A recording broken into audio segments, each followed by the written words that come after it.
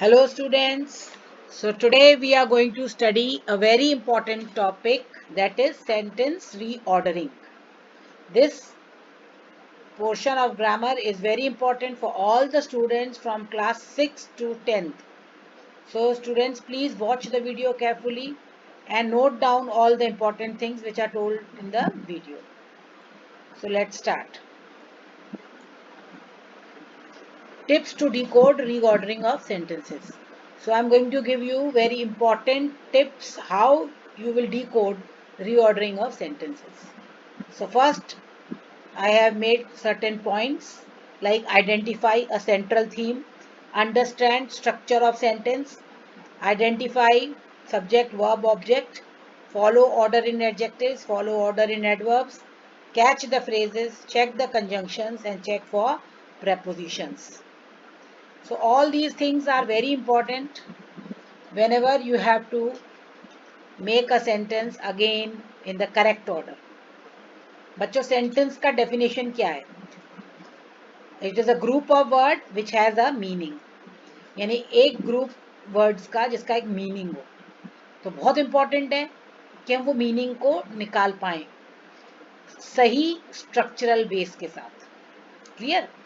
तो अब हम सबसे पहले इसको शुरू करेंगे. इसमें आप देख रहे हैं the importance of word order in English. बहुत ये जो आप देख रहे हैं पिक्चर, इसमें the student listen to the teacher. The student subject है और प्रेडिकेट है लिसन टू द टीचर. आप लोग क्या कर देते हैं कई बार, listen to the teacher the students, यानी घोड़ा को गाड़ी के आगे लगाना है कि गाड़ी को घोड़े के आगे लगाना है, ये आप डिसाइड नहीं कर पाते और यहीं पे आपकी ये स्ट्रक्चर गलत हो जाती है. तो इसलिए मैंने इसमें बहुत बेसिक लिया है, क्योंकि मैंने बोला ये वीडियो क्लास 6 से लेकर 10 तक के लिए इम्पोर्टेंट है. तो क्लास 6 के वीडियो भी, 6 के बच्चे भी इसको देखेंगे और 7th 8 10 9 10 सारे बच्चे इसको बहुत ध्यान से देखेंगे. तो सबसे पहले आपको इसमें क्या करना है कि सेंट्रल थीम. थीम माने होता है कि जो आपको 4 सेंटेंस दिए जाते हैं 9 10th क्लास में, जो 4 सेंटेंस होते हैं रीऑर्डरिंग ऑफ सेंटेंस के, उसमें वो बहुत इंपॉर्टेंट होता है कि उसमें एक थीम दी होती है. जैसे या तो डॉग के ऊपर है, क्रिकेट के ऊपर है, या हाइजीन के ऊपर है, कोई एक थीम है. तो उस थीम को हम पकड़ने की कोशिश करेंगे. ठीक है, चारों सेंटेंसेस को पढ़िए और थीम को पढ़ने की कोशिश करिए. जूनियर क्लासेस में हर सेंटेंस अलग होता है. 6 7th में एक हर सेंटेंस अलग होता है और छोटे सेंटेंस होते हैं. 9 8 9 10th क्लास में बड़े लंबे लंबे सेंटेंसेस होते हैं. तो उसके लिए हमको बहुत ज़्यादा अच्छे से पढ़ाई करनी है. तो सबसे पहला आइडेंटिफाई अ सेंट्रल थीम. तो ये समझ में आ गया आपको. अब हम चलते हैं, ये सेंटेंस का स्ट्रक्चर है SVO. ये फॉर्मूला बच्चों इसको याद कर लो अच्छे से. इंग्लिश का ये बहुत इंपॉर्टेंट फॉर्मूला है कि सब्जेक्ट वर्ब ऑब्जेक्ट. ये फॉर्मूला बार बार मैं आपसे बताऊंगी जब मैं आपको एक्टिव पैसिव पढ़ाऊंगी, जब मैं आपको नरेशन पढ़ाऊंगी, डायरेक्ट एंड डायरेक्ट स्पीच पढ़ाऊंगी, जब मैं आपको टेंस पढ़ा रही हूँ. सब चीज़ों में ये सब्जेक्ट वर्ब ऑब्जेक्ट अपने आप में बहुत इंपॉर्टेंस रखता है. अब देखो सब्जेक्ट क्या होता है. सब्जेक्ट होता है कर्ता, यानी जो करने वाला. हु और what performs the action of the verb is the subject. तो जिसको अभी तक नहीं पता है, वैसे तो सब बच्चों को पता होगा, लेकिन नहीं पता है तो इसलिए मैंने इसको भी डाल दिया एक बार कि कर्ता जो करने वाला, वर्ब जो एक्शन हो रहा है, जैसे गो, कम, सिट, है ना. ऑब्जेक्ट जिसके ऊपर एक्शन का प्रभाव पड़ रहा है, यानी जो सब्जेक्ट जो वर्ब कर रहा है, जो एक्शन कर रहा है, उसका प्रभाव किस पे पड़ रहा है? ऑब्जेक्ट पे. तो ये हो गया हमारा ऑब्जेक्ट. ही पेंट्स पोस्टर्स. ओके. अब देखो सेंटेंस स्ट्रक्चर. इंग्लिश ग्रामर में ये थंब रूल है कि सब्जेक्ट वर्ब ऑब्जेक्ट SVO आएगा. ठीक. ओके. अब देखो ये हमारे सेंटेंसेस के टाइप्स आपने पढ़ रखे हैं कि कितने टाइप के सेंटेंसेस हैं हमारे, है ना. अगर आपने भूल गए हो या आपको नहीं याद आ रहा अभी, तो आप इसके ऊपर मेरा वीडियो है टाइप्स ऑफ सेंटेंसेस, आप जाके उस वीडियो को देखेंगे. उसमें पूरा डिटेल में बताया है हर सेंटेंस के बारे में, उसकी पहचान बताई है, उसके फंक्शन बताए हैं, उसका स्ट्रक्चर बताया है, सब कुछ बताया है. तो यहाँ पर एक शॉर्ट में मैं बस इसको रिवाइज करूंगी कि अफर्मेटिव सेंटेंसेस जिसमें सब्जेक्ट वर्ब ऑब्जेक्ट होता है और संग में ऑब्जेक्ट के पहले कई बार प्रपोजिशन दिया होता है. ठीक है ना, तो प्रपोजिशनल हो जाता है वो. He is sitting on the box जैसे. फिर इंट्रोगेटिव सेंटेंसेस होते हैं जिसमें क्वेश्चन पूछा जाता है. तो क्वेश्चन या WH वर्ड से भी हो सकता है या हेल्पिंग वर्ब से भी शुरू हो सकता है. तो verb plus subject plus preposition object, ठीक है। जैसे is he sitting on the box, where is he sitting, इस टाइप से हो सकता है। फॉर ऑर्डर रिक्वेस्ट सजेशंस, तो ये आपके इम्पेरेटिव सेंटेंसेस है, ऑर्डर रिक्वेस्ट सजेशंस। तो इसमें आपको बताना है कि जैसे please sit on the box, please sit on the box, तो रिक्वेस्ट है ना। तो या जैसे आप किसी को सजेशन दे सकते हैं, सिट ऑन द बॉक्स, कि आप बॉक्स पे बैठ जाएं, ठीक। तो ये सजेशन हो सकते हैं, ऑर्डर भी हो सकता है, सिट ऑन द बॉक्स। तो ये टाइप डिपेंड करता है। तो इनको आप एक बार अच्छे से दोबारा पढ़ लीजिए, टाइप्स ऑफ सेंटेंसेस, ये बहुत इंपॉर्टेंट है, क्योंकि इसके आधार पे ही आप आराम से, अगर आपको ये अच्छे से आता होगा तो आप सेंटेंसेस को रीऑर्डर कर सकते हैं। अब word order in English sentence, अब देखो पॉजिटिव सेंटेंस में क्या होगा, आई सब्जेक्ट हो गया, वर्ब स्पीक ऑब्जेक्ट इंग्लिश। ये क्लास 6 के बच्चों के लिए, 7th के बच्चों के लिए बहुत इंपॉर्टेंट है, और सीनियर बच्चों के लिए इसलिए इंपॉर्टेंट है क्योंकि कई बच्चों का बेस नहीं अच्छा है। तो जिनके बेस में प्रॉब्लम है या जिनको अभी भी कहीं डाउट्स हैं, वो एक बार इन चीज़ों को दोबारा पढ़ लें, अपने डाउट्स को क्लियर कर लें और अपने बेसिस को स्ट्रॉन्ग करें, ठीक है। तो जैसे सब्जेक्ट वर्ब ऑब्जेक्ट, अब देखो इसमें दिया है arrange the words to make affirmative sentence, ठीक। अब इनको अरेंज करो आप। सेल फ्लावर्स वी, सबसे पहले सब्जेक्ट कौन सा है हमारा इसमें, वी, ठीक। वर्ब कौन सी है, सेल, ऑब्जेक्ट क्या है, फ्लावर्स, तो वी सेल फ्लावर्स, कितना इजी है।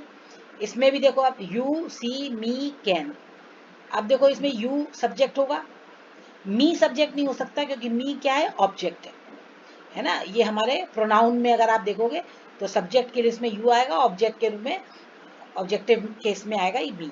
तो यू कैन सी मी, तो क्या होगा, यू कैन सी मी। फिर feed you my cat can, है ना, तो क्या you can feed my cat, है ना। अब माई कैट तो शुरू में नहीं आ सकता, तो यू पीछे नहीं आएगा, यू के लिए फिर कुछ चाहिए पड़ेगा, तो इसलिए यू कैन, तुम मेरी कैट को फीड करा सकते हो, माई कैट, ठीक है। Must the book read you, you must read the book, ठीक। अब नेक्स्ट देखो, अगर अब आप एडवांस में आ जाओ, मैंने कहा ना कि जैसे जैसे क्लास बढ़ती है आपकी एडवांस हो जाता है ये। अब देखो इसमें जैसे subject plus verb, I will tell you the story at school time, ठीक है। तो अब आप इसमें डाल रहे हैं कि देखो इसमें सब्जेक्ट वर्ब ऑब्जेक्ट दो तरह का होता है, इनडायरेक्ट ऑब्जेक्ट और डायरेक्ट ऑब्जेक्ट, ये सबको पता होना चाहिए, है ना। अगर आपको ये भी नहीं पता है, अभी आपको ये चीज़ें कन्फ्यूजन है, तो बच्चों आपको सब्जेक्ट वर्ब वाले वीडियोस दोबारा देखने चाहिए, सब्जेक्ट प्रेडिकेट वाले वीडियोस को दोबारा देखिए, क्योंकि ये बेस हैं, ये बहुत बेसिक चीज़ें हैं, और मैं आपको बार बार बोलती हूँ कि अपने बेस को बहुत स्ट्रॉन्ग करिए। तो जब हम इनडायरेक्ट ऑब्जेक्ट बात करते हैं, इसका मतलब हम लिविंग थिंग, वहाँ पे कोई लिविंग थिंग आएगी, और जब हम डायरेक्ट ऑब्जेक्ट की बात करते हैं तो वहाँ नॉन लिविंग आएगा। तो लिविंग में यू आ गया, और इन डायरेक्ट में द स्टोरी हो गया, प्लेस हो गया एट स्कूल टाइम। अब आप बोलेंगे हमें कैसे पता चलेगा कि ये कैसे करना है, तो इसको भी मैंने आगे एक्सप्लेन कर दिया है, आप इसको नोट कर लीजिएगा और याद भी कर लीजिएगा, ठीक है। तो अब देखो पहला sentence, go now home I will, तो क्या होगा, I will go home now, ठीक है, I will go home now. देखो टाइम कहाँ दिया है, लास्ट में। अब आप पूछोगे मैम ऐसे भी तो बना सकते हैं, now I will go home, नहीं, क्यों नहीं बना सकते, देखो हमारा क्या है, वर्ड ऑर्डर क्या कह रहा है ग्रामर का, कि नाउ टाइम कब आएगा, प्लेस के बाद, ठीक है। ये बच्चों ये फॉर्मूले बहुत इंपॉर्टेंट है, ये बेस है बिल्कुल। I will tell you the story at school, देखो प्लेस आ रही है, प्लेस के बाद टाइम आ रहा है, ओके। तो नाउ हमेशा आखिरी में आएगा। अब give the present tomorrow we him will, तो क्या हो जाएगा, we will, we will, we will give, अब हमारा ऑब्जेक्ट क्या है यहाँ पर, him, we will give him, क्या है हम उसको देंगे, वी विल गिव हिम। अब डायरेक्ट ऑब्जेक्ट क्या है, द प्रेजेंट, है ना, the present non living thing है ना, तो we will give him the present, we will give him present, the present. अब आएगा उसके बाद प्लेस, प्लेस इसमें दी नहीं है सेंटेंस में, तो हम सीधा टाइम लगा देंगे, टुमारो। समझ में आ गया ना, बहुत इजी है। लेकिन ये फॉर्मूला अगर हमें याद होगा तो ये हमारे लिए इजी रहेगा, और अगर हमें ये फॉर्मूला याद नहीं रहेगा तो हमारे लिए यही चीज कठिन लगने जाएगी। Her met last night at we the station, तो क्या होगा, वी सब्जेक्ट है ना, वी सब्जेक्ट। अब आपको इसमें प्रोनाउन वाले चार्ट को एक बार दोबारा पढ़ना पड़ेगा, कि प्रोनाउन में बताएगा सब्जेक्ट कौन सा होता है, ऑब्जेक्ट कौन सा होता है, और पोजेसिव कौन से होते हैं। तो इसको पढ़ना बहुत जरूरी है। ये सब चीजें हमको टिप्स पे होनी चाहिए, तभी हम इसको बहुत इजीली कर पाएंगे। और सब चीजें मैं यहाँ पे दोबारा पढ़ाऊँ तो ये वीडियो 2-3 घंटे का हो जाएगा बच्चों, इसलिए मैं हर चीज को आपको नहीं पढ़ा सकती हूँ, लेकिन उसके अलग अलग वीडियो बना के आपको दिए जाए। अगर क्लास में होते तो मैं आपको तुरंत अभी बोर्ड पे एक बार बताती थी जल्दी से, लेकिन हम ऐसा नहीं कर सकते, ठीक है। तो आप प्रोनाउंस वाले वीडियो में जाके पर्सनल प्रोनाउंस को एक बार जरूर पढ़ लें, अगर आपको प्रोनाउंस में डाउट है कि ऑब्जेक्ट कौन सा, डायरेक्ट ऑब्जेक्ट, इनडायरेक्ट ऑब्जेक्ट, कौन सा सब्जेक्ट कौन सा ऑब्जेक्ट, अगर आपको इसमें भी डाउट है अभी भी, तो आप प्रोनाउंस, पर्सनल प्रोनाउंस के वीडियो को जरूर देखें। ओके, फिर देखिए, अब her met last night, we met her, कहाँ पे मिले, अब आएगा हर। इसमें कोई डायरेक्ट ऑब्जेक्ट नहीं है, क्योंकि मिलना है, मिलने में कोई हमें चीज की जरूरत नहीं है। तो वी मेट हर, कहाँ पर, place, at the station, time आएगा लास्ट में, लास्ट नाइट। तो we met her at the station last night. कई बच्चे क्या गलती कर देते हैं, लास्ट नाइट आगे लगा देते हैं, last night we met her at the station, है ना। फिर आके पूछते हैं कि मैम हमारा गलत क्यों हो गया, इसलिए गलत हो गया क्योंकि वर्ड ऑर्डर क्या कहता है हमारा, कि प्लेस के बाद ही टाइम आएगा। क्लियर, अब ये बात को याद कर लेना।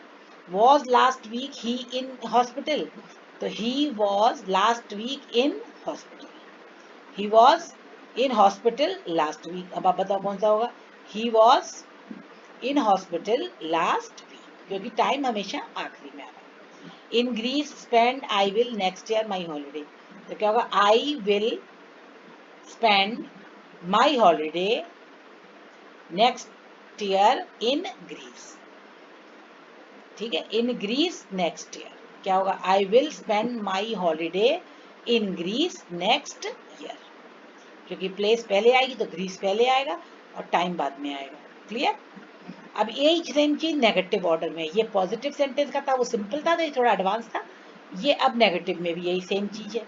I will not you story at school tomorrow, इसमें भी यही चीज है।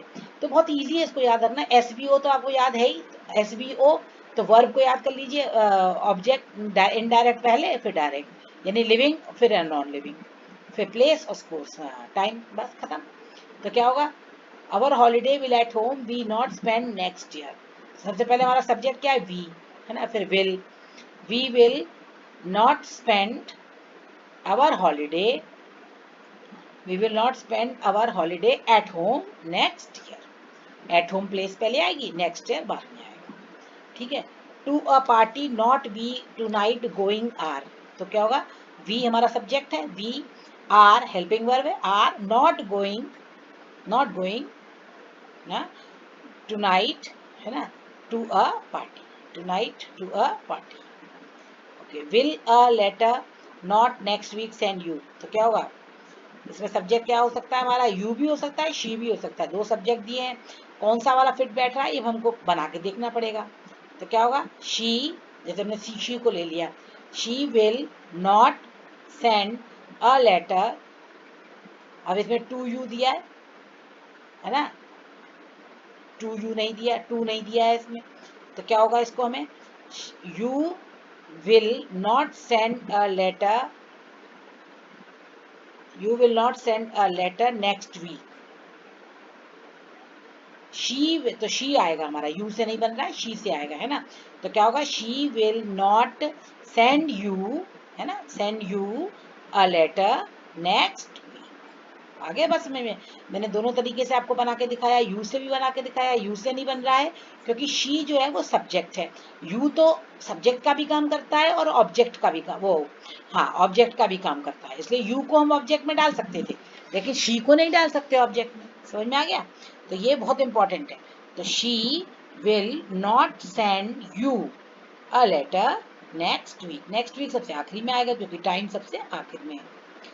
Will the truth did he tell you, तो क्या होगा, यू, अब इंट्रोगेटिव सेंटेंस का पैटर्न आना चाहिए, टेंस आने चाहिए अच्छे से, है ना। टेंसेस की सीरीज को बहुत ध्यान से देखिए, ये सारे फॉर्मूले आपको टेंसेस की सीरीज में मिलेंगे।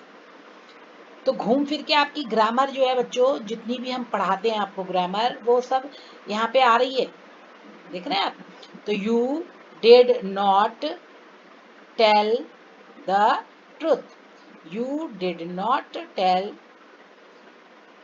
नहीं, इसमें ही भी है, देखो ही भी है, तो फिर से वही बात आ गई कि ही तो हमारा सब्जेक्ट के स्थान पे आएगा, तो यू ऑब्जेक्ट के स्थान पे जाएगा, तो क्या आएगा, he did not tell you the truth.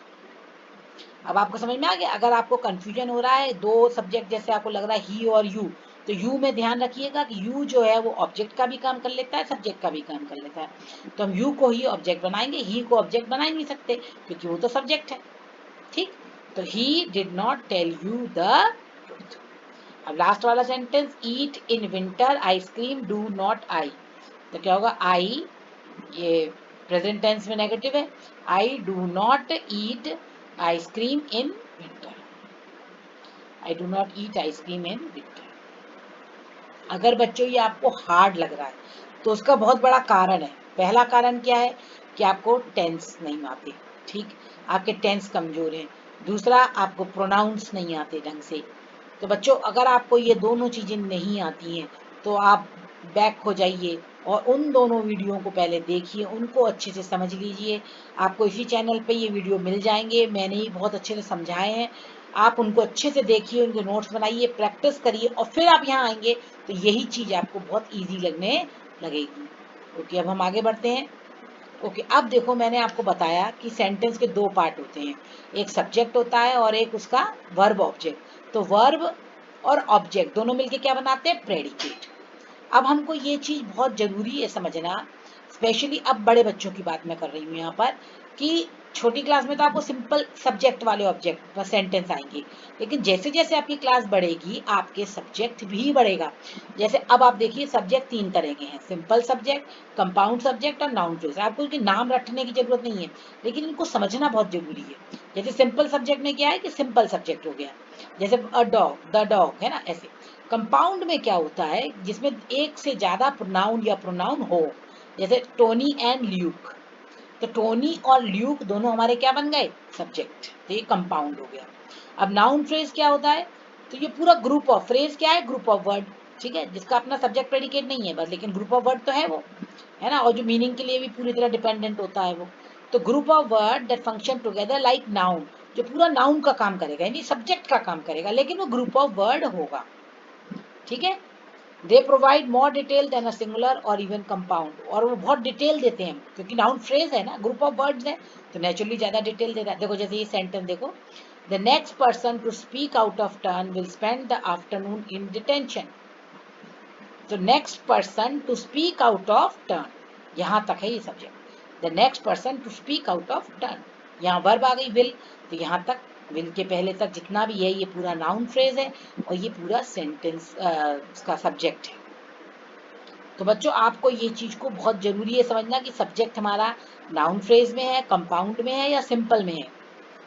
तो जब आप रीऑर्डर करने जा रहे हैं तो इस चीज को पहले आपको समझ लेना है, ठीक है। ये तो हो गई सब्जेक्ट की बात। अब हम बात करते हैं बात प्रेडिकेट की। प्रेडिकेट भी तीन तरह के, एक सिंपल प्रेडिकेट है जिसमें एक सिंपल वर्ब और ऑब्जेक्ट है, was running, the boy was running, ठीक। अब कंपाउंड में क्या होता है, उसमें भी एक से ज्यादा, कंपाउंड माने होता है दो चीजें मिलना, ठीक है। तो आप देखो जैसे the boy was running round and jumping over all the obstacles, तो अब देखिए अब वॉज रनिंग से शुरू हो गया हमारा, वॉज रनिंग से हमारा प्रेडिकेट शुरू हो गया, तो was running around and jumping, and से वो बड़ा हो गया, and jumping over all the obstacles, ये हमारा प्रेडिकेट हो गया। The book fell on the table and broke it's spine, ठीक है, द बुक टेबल पे गिर गई और उसकी कमर की हड्डी टूट गई, तो fell on the table, of the table and broke it's spine. अब ये तो हो गया आपका कंपाउंड प्रेडिकेट, समझ में आ गया आपको। अब कंप्लीट प्रेडिकेट क्या होता है, जैसे ये सेंटेंस में देखो, कंप्लीट प्रेडिकेट माने जो पूरे को क्लियर कर रहा है, माई फादर सब्जेक्ट है हमारा, बाकी पूरा कंप्लीट प्रेडिकेट है। कैसे, became very angry when I came from home. अब इसमें देखिए आप एक क्लॉज जुड़ गया है, when I came from home, इसलिए ये प्रेडिकेट एक कंप्लीट प्रेडिकेट हो गया, क्योंकि क्लॉज क्या होता है, जिसका अपना सब्जेक्ट अपना प्रेडिकेट होता है, तो ये अपने आप में when I came home looked, the tiger was pacing up and down its cage while waiting for its dinner, तो वॉज पेसिंग से लेके डिनर तक ये पूरा कंप्लीट प्रेडिकेट है। क्लियर हो गया। तो बच्चों सब्जेक्ट और प्रेडिकेट को आपको अच्छे से समझ लेना है रीऑर्डर सेंटेंस करने से पहले।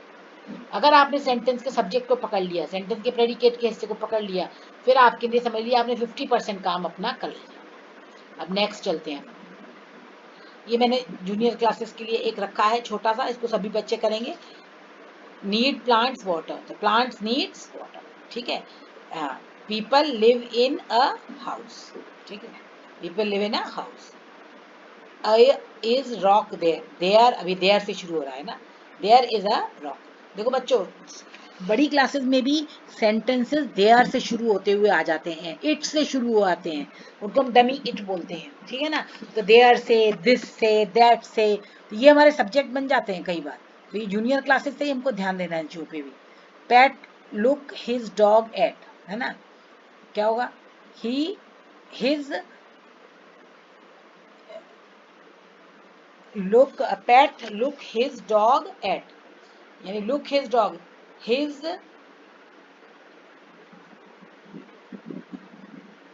pet look his dog at his dog, है ना, ये तो हो गया हमारा phrase. look at his pet dog, look at his pet dog। अब बच्चों ये सेंटेंस थोड़ा सा डिफिकल्ट था 6th क्लास के बच्चों के लिए, लेकिन अगर आपने फ्रेज पढ़ लिए, फ्रेजेस जो मैंने आपको वर्बल फ्रेजेस पढ़ाए हैं, देखो लुक एट क्या है, एक फ्रेज है। तो फ्रेज को अगर आप पकड़ लेते हैं तो आपको ये सेंटेंस बहुत आसान हो गया। लुक एट हिज डॉग, अब हिज डॉग के पहले हमने एक लगा दिया एडजेक्टिव पेट, तो क्या हो गया, look at his pet dog. Imperative sentence है ये, look at his pet dog. Okay, अब ये देखो ऑफर ऑर्डर सेंटेंसेस, इसमें देखो सब में क्वेश्चन मार्क लगा है, तो ये क्वेश्चन मार्क वाले हैं। अगर आपको क्वेश्चन का फॉर्मूला पता है तो आप इसको आसानी से कर लोगे। क्वेश्चन का फॉर्मूला क्या है, सब्जेक्ट वर्ब ऑब्जेक्ट के पहले हेल्पिंग वर्ब को लगाना, ठीक है। अबाउट हैविंग, है ना, ऑन अ वॉट पिकनिक, तो क्या होगा, वॉट, हाँ, what about having a picnic in the park, in the park phrase हो गया। What about having a picnic in the park, question mark. We watch shall your DVD new, तो क्या होगा, we shall watch your new DVD, है ना। अब ये question mark है, वी, अब ये ठीक है, ये क्वेश्चन मार्क है। क्वेश्चन मार्क में हमको क्या करना है, हेल्पिंग वर्ब को सब्जेक्ट के, है ना। वॉच, शैल वी वॉच, इसमें क्या हो जाएगा, shall we watch your new DVD, क्योंकि हमारा सब्जेक्ट के पहले हेल्पिंग वर्ब आना चाहिए इंट्रोगेटिव बनाने के लिए। तो इसमें वो क्या है, शैल, तो शैल हमारा सब्जेक्ट वी के पहले आ जाएगा, shall we watch your new DVD, ठीक। Don't go party, we why, इसमें वाई दिया हुआ है, वाई, वाई, फिर वाई के बाद क्या आएगा, we don't go to the party, why we don't go to the party, ठीक। Shall study the we for math exam, so इसमें दिया हुआ है क्वेश्चन वर्ड, क्वेश्चन वर्ड इसमें कोई नहीं दिया है, तो शैल को हम क्वेश्चन बना लेंगे। Shall we study for the math exam, shall we study for the math exam, समझ में आ गया। क्योंकि जब इसमें क्वेश्चन वर्ड नहीं दिया है तो हमें याद रखना है कि हेल्पिंग वर्ब हमारा क्वेश्चन वर्ड का काम करेगा और उसको सब्जेक्ट के पहले लगा देना है बस। About what new guitar buying, what about, what about buying a new guitar, what about buying a new guitar, okay. अब हम आते हैं एडजेक्टिव ऑर्डर। अब देखो बच्चों, जब हम सब्जेक्ट की बात कर रहे थे तो सब्जेक्ट में जो हमारा एडजेक्टिव होगा, यानी जो मेन एडजेक्टिव्स होंगे वो नाउन के पहले आएंगे, और अगर वो सेंटेंस लंबा आ गया तो हमें किस ऑर्डर में लगाना है। जैसे मैंने आपको अभी प्रेडिकेट में बताया था ना कि पहले क्या आएगा, पहले प्लेस आएगी फिर टाइम आएगा, उसका रूल मैंने आपको बताया। तो इसी प्रकार से ये एक फॉर्मूला है ओपिनियंस। तो अगर आपको किसी एडजेक्टिव के पहले इनमें से कोई आएगा तो किस ऑर्डर में लगेंगे, जैसे दो एडजेक्टिव, सारे एडजेक्टिव तो नहीं आएंगे लेकिन 2-3 एडजेक्टिव आ सकते हैं, तो उन्हें हमें किस ऑर्डर में लगाना है ये हमें इससे याद करना है। ओ सैस कॉम, ये फॉर्मूला याद कर लीजिए, ओ सैस कॉम। ओ माने ओपिनियन, एस माने साइज, एज, ए से एज, एस से शेप, कलर, फिर ओ से ओरिजिन, मटेरियल, पर्पस, इन सब के पहले डिटरमाइनर ए एंड द अगर आएगा तो यहाँ सबसे पहले आएगा, तो डिटरमाइनर प्लस ओ सेस कॉम, इस फॉर्मूले को याद कर लीजिए। ये एडजेक्टिव में आपको हेल्प करेगा। जैसे देखो इन्होंने एक बैग के बारे में एक्सप्लेन करना है तो उन्होंने लिखा अ अगली small old thin red Italian cotton sleeping bag. आगे बात समझ में? तो अगर इसमें से दो चीजें भी दी, सपोज स्मॉल दिया है और कॉटन दिया है, तो आप कौन सा पहले लगाएंगे? अ कॉटन स्मॉल बैग या स्मॉल कॉटन बैग? ये सीरीज आपको पता होना चाहिए ना। तो क्या आएगा? पहले साइज आएगा, उसके बाद उसका मटेरियल आएगा। सपोज कलर और एज दिया है केवल, जैसे उन्होंने कहा ए रेड ओल्ड बैग, तो अ रेड ओल्ड बैग होगा कि ओल्ड रेड बैग होगा? तो ये जब हमको ये फॉर्मूला याद होगा तभी तो हम इसको सही लगा पाएंगे। तो सब बच्चे इसको फॉर्मूले को याद कर लेंगे, ठीक है ना। तो ये सबके पहले हम डिटरमाइनर लगाएंगे, a an the my your her four this दो सम। अगर आपको डिटरमाइनर्स में प्रॉब्लम है तो उसको भी आप एक बार मेरे वीडियो को देख लेना, उसमें बहुत इजी तरीके से मैंने एक्सप्लेन किया है, उसको आप कर सकते हैं, ठीक है। तो ये तो हो गया हमारा एडजेक्टिव ऑर्डर, ठीक। इसी तरह से एडवर्ब्स का भी ऑर्डर है। एडवर्ब में सबसे पहले वर्ब आएगा, वर्ब माने क्रिया, उसके बाद मैनर क्विकली कैसे, फिर प्लेस फ्रीक्वेंसी। देखो उसमें केवल प्लेस और टाइम दिया था, लेकिन दोनों के बीच में अगर फ्रीक्वेंसी है, every morning, one afternoon, every morning, तो पहले ये देंगे, फिर पर्पस आएगा। क्लियर? तो इसको आप भी आप याद कर सकते हैं, VMPFTP, VMPFTP, दोनों में PP है, VMPFTP। तो ये अब आपको वर्ब ऑर्डर मालूम चल गया एडजेक्टिव का, और वर्ब ऑर्डर मालूम चल गया एडवर्ब का। तो आपकी बहुत बड़ी एक प्रॉब्लम सॉल्व हो गई, ठीक। अब देखिए आप प्रेपोजिशंस। अब फ्रेज को पकड़ना बहुत इंपॉर्टेंट है। मैं कई बार बच्चों को हमेशा कहती हूँ कि लंबे सेंटेंसेस में फ्रेज को तोड़ लीजिए, जैसे on pain of, on the air, on balance, look at. जैसे उस सेंटेंस में लुक एट था, है ना, look after, by mistake, bye my watch, है ना, by design, bye degree, at a movement, for a good cause, for certain. अगर आपको ये फ्रेजेस याद है बच्चों, तो आपके लिए वो बहुत ईजी हो जाता है सेंटेंस को ब्रेक करना। बड़े बड़े सेंटेंस है लंबे, का कोई टेंशन नहीं है, फ्रेजेस निकाल लिए, सब्जेक्ट प्रेडिकेट ढूंढ लिया, बस जोड़ दिया, बन गया। कितना आसान है। अब आप आ जाओ उसके बाद कंजंक्शंस में। कंजंक्शंस को बहुत इंपॉर्टेंट है समझना कि कौन सी कंजंक्शन का मतलब क्या है। फॉर माने जैसे होता है बिकॉज, है ना, एंड का इन एडिशन। जब भी देखो एंड वर्ड आ रहा है बच्चों, तो एंड में ये बात याद रखना, इक्विलिब्रियम एंड बनाता है। यानी कि हमने बोला राम एंड श्याम, तो यहाँ पे बराबर होना चाहिए, एंड बराबर की चीजों को जोड़ता है। समझ में आ गया? अगर आपने लिखा है रनिंग एंड प्लेइंग तो सही है, लेकिन आपने लिखा है रनिंग एंड उसके अलावा आपने कोई ऐसा एक्शन दे दिया जो वो कर चुका है, रनिंग एंड प्लेड, तो गलत है, क्योंकि वो बराबर नहीं है ना, वो कर चुका है, वो कर रहा है, तो ये एंड से नहीं जुड़ेगा। अगली बात समझ में? तो एंड को बहुत ध्यान देना, एंड को, कि एंड मतलब दोनों तरफ बैलेंस आएगा। फॉर मतलब कोई कारण आएगा, फॉर टाइम के लिए भी आएगा, इनडेफिनेट टाइम के लिए आएगा, है ना, फॉर 2 days 3 days ऐसे। और नॉर, नॉर माने नहीं, ना ना ये ना वो। नॉर जो है वो नॉर, नीदर, नॉर ऐसे भी आते हैं। बट जो होता है बच्चों आइडिया ब्रेक करता है। जैसे पॉजिटिव है तो नेगेटिव बना देगा, है ना।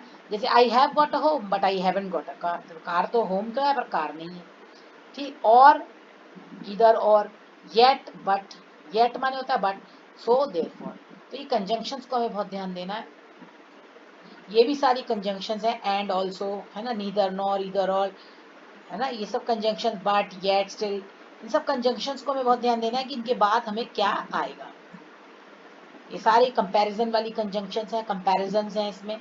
टाइम के लिए कौन सी आएंगी, कंसेशन के लिए कौन सी आएंगी, रिलेटिव प्रोनाउन के लिए कौन सी आएंगी, रीजन। इनको एक एक बार आप पढ़ लीजिए और इनकी मीनिंग्स को समझ लीजिए। फिर ये प्रेपोजिशंस हैं, ढेर प्रेपोजिशन तो बहुत सारे हैं ग्रामर में, लेकिन आपको इन प्रेपोजिशंस का मतलब अच्छे से पता होना चाहिए। जैसे हमने कहा अबाउट यानी बारे में, है ना, एज वेल एज यानी कि ये भी साथ में, है ना, अलोंग यानी साथ साथ, अपोजिट माने अलग, आउट फ्रॉम बाहर आना, ओइंग टू, है ना। तो ये प्रेपोजिशंस के मीनिंग हमको आने चाहिए। अब हमने जब ये सब पढ़ लिया तो ये सो और टू, जैसे आई एम वेरी हैप्पी, है ना, तो हम भी ये कह रहे हैं हाँ मैं भी बहुत हैप्पी हूँ, तो आई एम हैप्पी टू। तो टू का मतलब होता है भी, मैं भी हैप्पी हूँ, ठीक है। I need more money, I need more money too, ठीक। ये वाले स्ट्रक्चर्स हैं। और एडवर्ब और एडजेक्टिव का पहचान ही लेंगे कि एडवर्ब के पीछे ज़्यादातर एल वाई लगा रहता है, और एडजेक्टिव्स जो होते हैं वो वैसे ही रहते हैं, डिग्रीज में होते हैं। हाँ, डिग्रीज का भी आपको बहुत ध्यान देना है। द लगाए तो उसके बाद सुपरलेटिव डिग्री लगानी है, देन लगाए तो कंपैरिजन करना है, ठीक है ना। अब बच्चों एक और इम्पॉर्टेंट बात जो आपको बहुत हिंट में देने जा रही हूँ कि पहला वाला जो सेंटेंस होता है उसमें ज़्यादातर सब्जेक्ट का फुल डिटेल होता है। जैसे सपोज मैं हमने आपको एक स्टोरी बताई, जैसे मैंने आपसे कहा कि नैन्सी ड्रू, तो मैंने बोला नैन्सी ड्रू ऐसा ऐसा, है ना। फिर दूसरे में मैं लिख रही हूँ नैन्सी ड्रू शी, तो अब आप समझ जाएंगे कि ड्रू, मैंने लिखा ड्रू शी, तो अब आप समझ जाएंगे कि शी कौन है, नैन्सी ड्रू। तो नैन्सी ड्रू जो है वो हमेशा हमारे शुरू के सेंटेंस में आएगा, नीचे वाले सेंटेंस में उसका प्रोनाउन आएगा शी। कभी भी प्रोनाउन पहले नहीं आएगा और सब उसका मेन सब्जेक्ट बाद में आए, ऐसा नहीं होगा। तो ये हमको बहुत ध्यान देना है। ये नॉन लिविंग थिंग्स के लिए भी है ये और लिविंग थिंग्स के लिए, दोनों के लिए चलेगा, है ना। एंड और बट पे बहुत देना है क्योंकि ये सेंट्रल थीम को बताते हैं और कंक्लूजन में भी हेल्प करते हैं। ओके, ये कुछ सेंटेंसेस हैं, इनको आप प्रैक्टिस करिए। जैसे हेल्दी वी ईट फूड, तो क्या होगा, वी ईट हेल्दी फूड। अब देखो हमने कहाँ पे लगाया, फूड के पहले हमने हेल्दी को लगाया कि हमें कैसा खाना खाना चाहिए, हेल्दी खाना खाना चाहिए, ठीक है ना। अब देखो you result can wait the please for, इसमें क्वेश्चन मार्क लगा है देखो रिजल्ट्स के बाद, यानी इंट्रोगेटिव सेंटेंस है ये। तो क्या होगा ये, तो इंट्रोगेटिव सेंटेंस में क्वेश्चन वर्ड तो दिया नहीं है इसमें, इसमें क्या है, हेल्पिंग वर्ब है, कैन है। तो क्या होगा, can you wait for the results please, can you wait for the results, ठीक। अब देखो बिफोर स्टार्ट लिसनिंग ये, अब देखो इसमें क्या कह रहा है, यू क्या करना है, you carefully listen before start writing, meaning निकालना है सीधा सीधा, यू केयरफुली लिसन, केयरफुली सुनो, बिफोर स्टार्ट राइटिंग, लिखने से पहले, है ना। To ball throw I am ready, I am ready to throw the ball, do want to sit where you are, do, अब इसमें वेयर दिया है ना, वेयर, उसके बाद हमारा helping verb do you want to sit. तो ये अगर आपको स्ट्रक्चर अच्छे से याद है कि इंट्रोगेटिव का स्ट्रक्चर क्या है, तो आप आसानी से सेंटेंस को बना सकते हैं, बहुत इजी हो जाएंगे। ऐसे ही ये वाले सेंटेंसेस भी हैं सारे। ओके, इन सेंटेंसेस को आप करिए, इसको हम क्लास में डिस्कस करेंगे। अब आते हैं हम ये 10th और 9th और 10th क्लास के लिए ये सेंटेंसेस हैं। अब आपको इनको कैसे क्रैक करना है। 8th क्लास में भी आजकल बहुत कठिन ग्रामर आने लगी है, तो 8th क्लास वाले बच्चे भी बहुत ध्यान दें इसके ऊपर।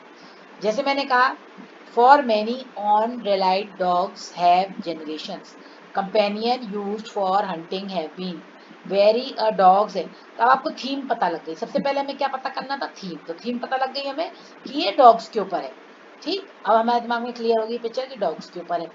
अब पहला सेंटेंस, अब देखो इसमें हमारे फ्रेज कौन से है ना। जैसे relied on, relied on dogs, किस पे रिलाई कर रहे हैं, डॉग्स पे, तो रिलाइड ऑन डॉग्स, ये फ्रेज बन गया, पूरा कंप्लीट हो गया।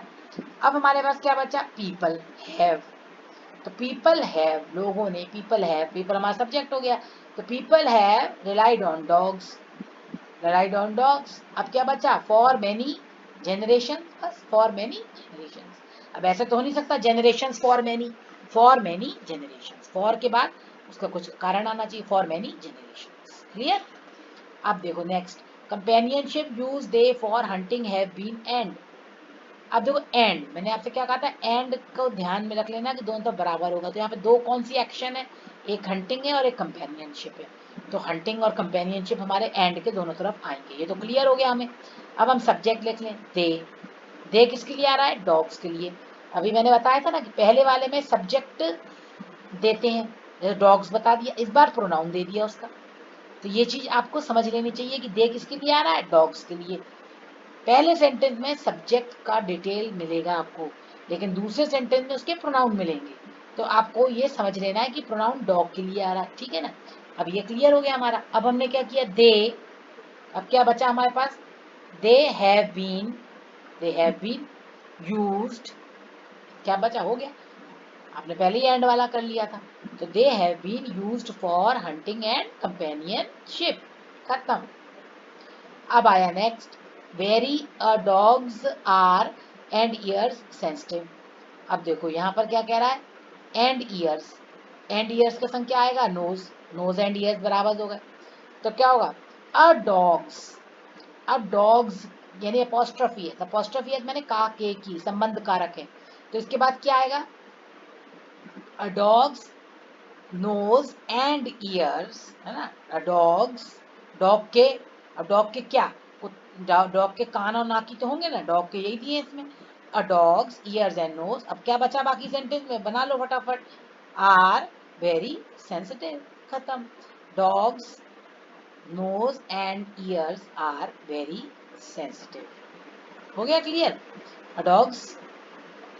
तो बच्चों आसान लगा आपको, क्योंकि आपको ये अब पता लग गया कि इसको कैसे क्रैक करना है। अब ये वाला देखो, inside grandeur the palace hall it was all, अब देखो इसमें क्या है, द पैलेस हॉल और इट वॉज दो सब्जेक्ट हो सकते हैं हमारे, हम दोनों को प्रैक्टिस करेंगे कैसे दोनों को बनाएंगे। पहले हमने लिया the palace wall, the palace wall, अब इसके पैलेस वॉल अगर है तो उसके बाद हमारे पास वर्ब वर्ब चाहिए ना हमको, सब्जेक्ट वर्ब ऑब्जेक्ट है हमारा पैटर्न, तो सब्जेक्ट मिल गया आपको द पैलेस वॉल, अब वर्ब, वर्ब तो है ही नहीं, इनसाइड ग्रैंडवर इट वॉज, इट के संग आ रही है सब वर्ब, तो हमारा ये पैलेस वॉल सब्जेक्ट नहीं हो सकता, तो दूसरा सब्जेक्ट हमने कौन सा सुना था, इट वॉज, ठीक, अब हमने इट वॉज ले लिया, इट के बाद सब वर्ब आ गई, ठीक है, इट वॉज, अब क्या आएगा, क्या बचा, ग्रैंडवर इनसाइड द पैलेस, अब द पैलेस ऑब्जेक्ट होगा, क्योंकि जब वो सब्जेक्ट नहीं बन पाया तो वो ऑब्जेक्ट बनेगा, पीछे जाएगा, तो उसको पीछे डालेंगे हम, इसको छोड़ देंगे अब, तो क्या होगा, it was all grandeur inside the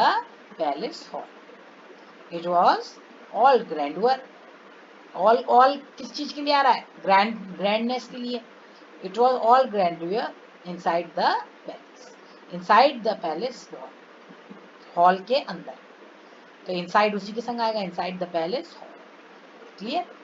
अब देखो, interwoven pearls were flower garland sparkling with, तो अब इसमें सब्जेक्ट हमारा क्या होगा, पर्ल्स, पर्ल्स हो सकता है क्या, पर्ल्स नहीं हो सकता, क्योंकि पर्ल्स के बाद अगर पर्ल्स वर थोड़ी हम बोलेंगे, पर्ल्स वर इंटरवोवन नहीं हो सकता, ये पर्ल्स में थोड़ी कोई चीज को गुथ सकते हैं अपन, इंटरवोवन माने कोई चीज को वीव करना बीच बीच में, फ्लावर गार्लैंड्स में कर सकते हैं, तो फ्लावर गार्लैंड सब्जेक्ट होगा, flower garlands were interwoven with, कैसे, पर्ल्स माने मोती, कैसे मोती, स्पार्कलिंग चमकते हुए, तो एडजेक्टिव मोती के पहले लगा देंगे, ठीक है, तो क्या हुआ, the the garden flowers were interwoven with sparkling pearls, clear। अब लास्ट वाला था wooden stage painted black caught the decorated with a was, तो क्या क्या डेकोरेट किया गया, वुडन स्टेज, स्टेज को डेकोरेट करेंगे, तो वुडन स्टेज, अब वर्ब आएगी was decorated with the painted black cloth, clear, the wooden stage क्योंकि खास है, the wooden stage was painted with a painted black cloth, clear.